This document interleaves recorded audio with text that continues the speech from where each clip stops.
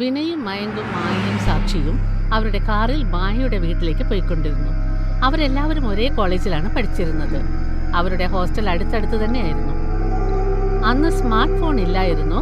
അതുകൊണ്ട് എല്ലാവരും ഗൂഗിൾ മാപ്പിന് പകരം സാധാരണ മാപ്പാണ് ഉപയോഗിച്ചിരുന്നത്. ഞാൻ ഇന്ന് വളരെ എക്സൈറ്റഡ് ആണ്. 4 വർഷത്തിന് ശേഷമാണ് വീട്ടിലേക്ക് പോകുന്നത്. ഞങ്ങളും എക്സൈറ്റഡാ അല്ലേ മയങ്ക്? അതേടോ, ഞാൻ എന്റെ ജീവിതത്തിൽ ആദ്യമായിട്ടാ എന്റെ ഗ്രാമത്തിലേക്ക് പോകുന്നത്. എക്സൈറ്റ്മെന്റ് കാരണം നമ്മൾ പോകുന്ന വഴി ശരിയാണോ എന്ന് നോക്കാൻ മറക്കണ്ട. അത് മായയാണ് പറയേണ്ടത്. കാരണം അവളുടെ ജിയോഗ്രഫി വിശ്വസിച്ചാ നമ്മൾ ഈ വഴിയിലൂടെ പോയിക്കൊണ്ടിരിക്കുന്നത്. അത് കേട്ട മായ ബാഗിൽ നിന്നും മാപ്പ് എടുത്തു. എന്നിട്ട് പറഞ്ഞു, ഈ മാപ്പിൽ നോക്കുമ്പോൾ എനിക്ക് വ്യക്തമായിട്ടൊന്നും മനസ്സിലാവുന്നില്ല. അതെ മാഡം, നമുക്ക് വഴി മാറിപ്പോയെന്ന് മാത്രം പറഞ്ഞേക്കരുത്. കാരണം ഭയങ്കര വിശപ്പുണ്ട്. അത് നേരാ. ഉടനെ എന്തെങ്കിലും ആഹാരം കിട്ടിയില്ലെങ്കിൽ ഞാൻ ചിലപ്പോ ബോധം കെട്ട് വീഴും. മായ മാപ്പിൽ കണ്ണു നട്ടുകൊണ്ടിരിക്കുമ്പോൾ പെട്ടെന്ന് മയങ്ക് ബ്രേക്കിൽ കാലമർത്തി. മുന്നോട്ട് നോക്കിയപ്പോൾ അവൻ വിസ്മയിച്ചു. കാരണം മുന്നോട്ട് പോകാൻ വഴിയില്ലായിരുന്നു. റോഡ് അവിടെ വെച്ച് അവസാനിച്ചിരുന്നു.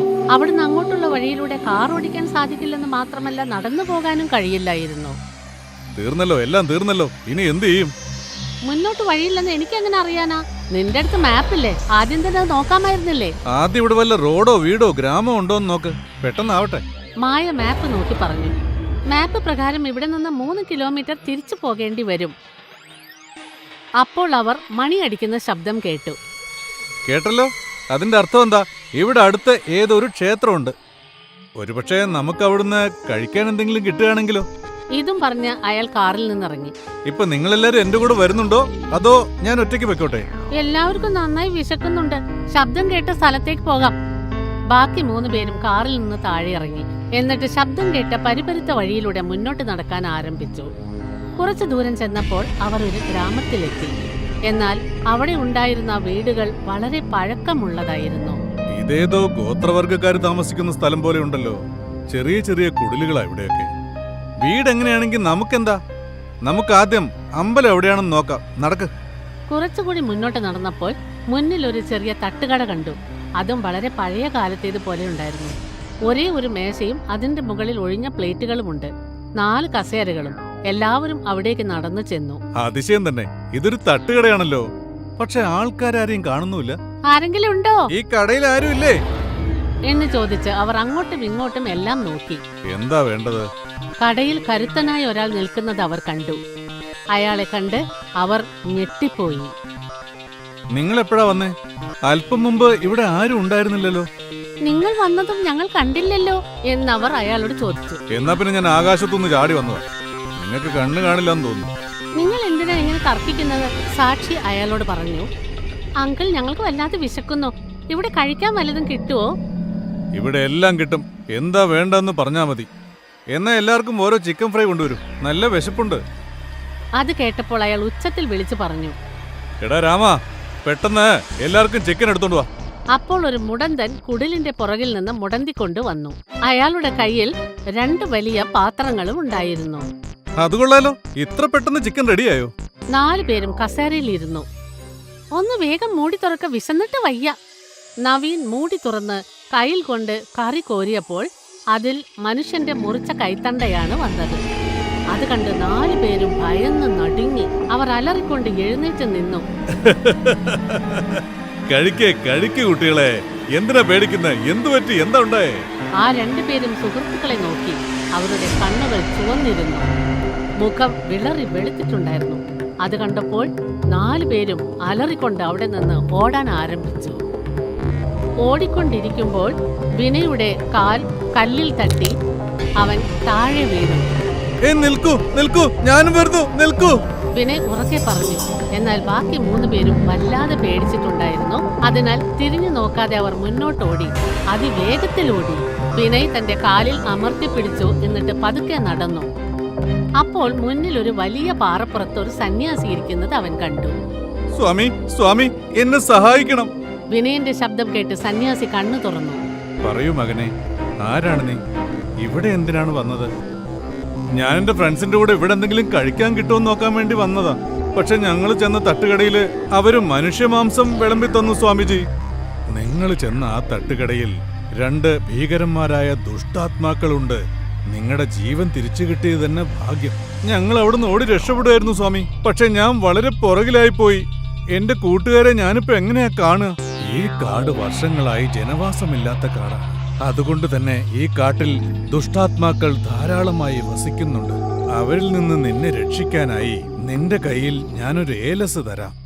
അത് നീ കഴുത്തിലണിയണം. അതിനുശേഷം നീ നിന്റെ കൂട്ടുകാരെ അന്വേഷിക്കാൻ തുടങ്ങിക്കോ. നന്ദിയുണ്ട് സ്വാമി, അങ്ങ് തന്നെ കെട്ടിത്തന്നാ മതി. അത് പറ്റില്ല, നീ തന്നെ നിന്റെ കഴുത്തിൽ അത് സ്വയം അണിയേണ്ടതാണ്. ഇതും പറഞ്ഞ് അയാൾ അവന്റെ നേരെ ഒരു പ്ലേറ്റ് നീട്ടി. അതിലൊരു ചരടും കുങ്കുമവും ഉണ്ടായിരുന്നു. വിനയ് ഒട്ടും താമസിക്കാതെ ചരടെടുത്ത് കഴുത്തിൽ കെട്ടി.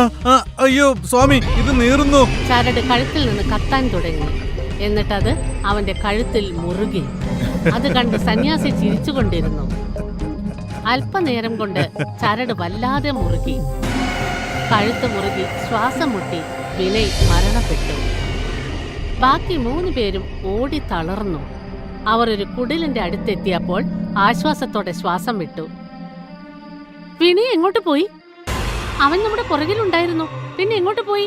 നിങ്ങൾ അവനെ ശ്രദ്ധിച്ചതേ ഇല്ലല്ലോ. ഇപ്പൊ എവിടെ പോയി അന്വേഷിക്കാനാ? രാത്രി ആവുന്നതിന് മുൻപ് ഇവിടെ നിന്ന് പുറത്തു കടക്കണം. അവൻ നമ്മുടെ കൂട്ടുകാരനല്ലേ. അവനില്ലാതെ നമുക്ക് ഇവിടുന്ന് തിരിച്ചു പോകാനാകില്ല. അവർ വീണ്ടും മണിയടിക്കുന്ന ശബ്ദം കേട്ടു. ഇത് ഏതോ അമ്പലത്തിൽ നിന്നുള്ള മണിയാണ്. അപ്പോൾ മയങ്കിന്റെ ദൃഷ്ടി ഒരു കുടിലിലേക്ക് പതിഞ്ഞു. അവിടെ വിനയ് നിൽക്കുന്നത് അവൻ കണ്ടു. വിനയ്! മായയും സാക്ഷിയും അവനെ കണ്ടു. 3 പേരും വിനയന്റെ അടുത്തേക്ക് ഓടിച്ചെന്നു. വിനയ്, നിനക്ക് കുഴപ്പമൊന്നുമില്ലോ? നീ എവിടായിരുന്നു?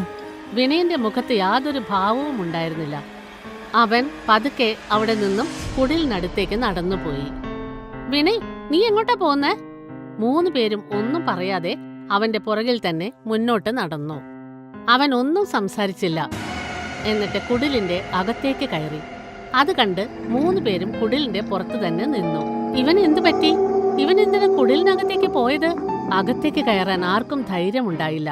അപ്പോൾ മയങ്ക് പറഞ്ഞു, ഞാൻ ഇപ്പൊ തന്നെ പോയി അവനെ പുറത്തു കൊണ്ടുവരാം. മായയും സാക്ഷിയും അവനെ തടഞ്ഞു. പക്ഷെ അവൻ കുടിലിന്റെ അകത്തേക്ക് കയറി. വിനയ്, നീ ഇവിടെ എന്താ ചെയ്യുന്നേ? അങ്ങനെ ചോദിച്ച ഉടനെ വിനയ് സന്യാസിയുടെ രൂപത്തിലേക്ക് മാറി. അയാളായിരുന്നു യഥാർത്ഥ വിനയനെ കൊന്നത്. അത് കണ്ടപ്പോൾ മയങ്ക് ഓടാൻ ശ്രമിച്ചു. പക്ഷെ കുടിലിന്റെ വാതിൽ സ്വയം അടഞ്ഞു. അയാൾ ഉറക്കെ ചിരിച്ച് മയങ്കിന്റെ തൊണ്ടയ്ക്ക് പിടിച്ചു. പിന്നീട് പിടി മുറുക്കി. പുറത്തു നിന്നിരുന്ന മായയും സാക്ഷിയും അവന്റെ നിലവിളി കേട്ടു. അവർ ഭയന്ന് വിറച്ചു.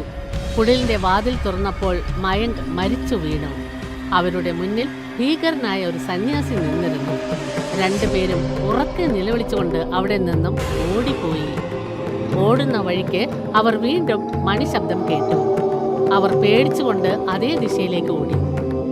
അവർ ഓടി തളർന്നപ്പോൾ ഒരമ്പലത്തിന്റെ മുന്നിലെത്തി. അപ്പോഴും അമ്പലത്തിൽ നിന്ന് മണി അടിച്ചുകൊണ്ടിരുന്നു. 2 പേരും അമ്പലത്തിന്റെ അകത്ത് കടന്ന് തറയിൽ തളർന്നു കിടന്നു. കുറച്ചു നേരം കഴിഞ്ഞപ്പോൾ അവർക്ക് ശ്വാസം നേരെ വീണു. അപ്പോൾ അവർ മുന്നിൽ ഒരു സന്യാസി ഇരിക്കുന്നത് കണ്ടു. കുട്ടികളെ, എനിക്കെല്ലാം അറിയാം. നിങ്ങൾ ആ പ്രേതമുള്ള സ്ഥലത്തുനിന്നല്ലേ വന്നിരിക്കുന്നേ? അവിടെ ദുഷ്ടാത്മാക്കൾ വസിക്കുന്നുണ്ട്. ഞാൻ തരുന്ന ഈ ഭസ്മം നിങ്ങൾ നിങ്ങളുടെ നെറ്റിയിൽ തൊട്ടോളൂ. എന്നിട്ട് നേരെ വടക്ക് ലക്ഷ്യമാക്കി യാത്ര ചെയ്യൂ. പക്ഷെ സന്യാസി, ഞങ്ങളുടെ കൂട്ടുകാർക്ക് എന്ത് പറ്റി? അവരിപ്പോൾ ഈ ലോകത്തുണ്ടാകില്ല. ആ ദുഷ്ടാത്മാക്കൾ അവരെ 2 പേരെയും തീർച്ചയായും കൊന്നിരിക്കും. അത് കേട്ട് മായയും സാക്ഷിയും കരഞ്ഞു. എന്നിട്ട് സന്യാസി 2 പേരുടെയും നെറ്റിയിൽ ഭസ്മം ഇട്ടുകൊടുത്തു. ദുരാത്മാവ് അവരെ പിടിക്കാതിരിക്കാനായിരുന്നു അത്.